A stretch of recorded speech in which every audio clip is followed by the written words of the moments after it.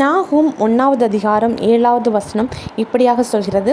கர்த்தர் நல்லவர், இக்கட்டு நாளிலே அரணான கோட்டை, தம்மை நம்புகிறவர்களை அறிந்திருக்கிறார். நம்ம ஏசப்பா நம்மளை அறிந்திருக்கிறார். எப்படி அறிந்திருக்கிறார் பார்த்தீங்கன்னா, எவ்வளோ கஷ்டங்கள், பாடுகள், உபத்திரவங்கள், போராட்டங்கள் வரும். அந்த உபத்திரவத்தின் மத்தியிலும் நம்ம ஆண்டவரை இறக்கப்பட்டுறோம் இல்லையா? சில பேர் சில போராட்டம் வந்தோடனே கடவுள் ஒருத்தர் இருக்காரா சொல்லிட்டு பின்வாங்கி போவாங்க. ஆனால் அவரே நம்பி அவர் தான் நமக்கு எல்லாமே, நம்ம இருக்கும்போது ஆண்டவரும் நம்மளை என்ன செஞ்சுருக்கிறாருன்னா கைவிடாமல் நம்மளை அறிந்திருக்கிறார். சில பேருக்கு ஏசப்பா எல்லா ஆசீர்வாதமும் ஐஸ்வர்யமும் கொடுக்கும்போது தான் ஏசப்பா நல்லவர்னு சொல்லுவாங்க. ஆனால் அதே நபருக்கு சில உபத்திரவங்கள் ஆண்டவர் கொடுக்கும்போது நல்லவர்னு சொல்ல மாட்டாங்க.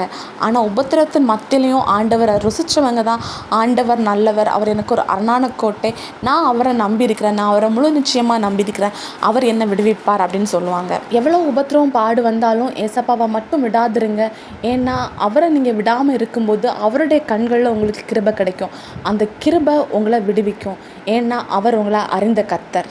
அந்த சோதனை பாடுகள் மத்தியிலையும் நீங்கள் அவரை தேடும்போது உங்களை அறிந்த கர்த்தர் உங்களை விடுவிப்பார். விசுவாசிங்க, அற்புதங்களை எதிர்பாருங்க. இயேசு கிறிஸ்துவின் நாமத்தில் ஆமேன்.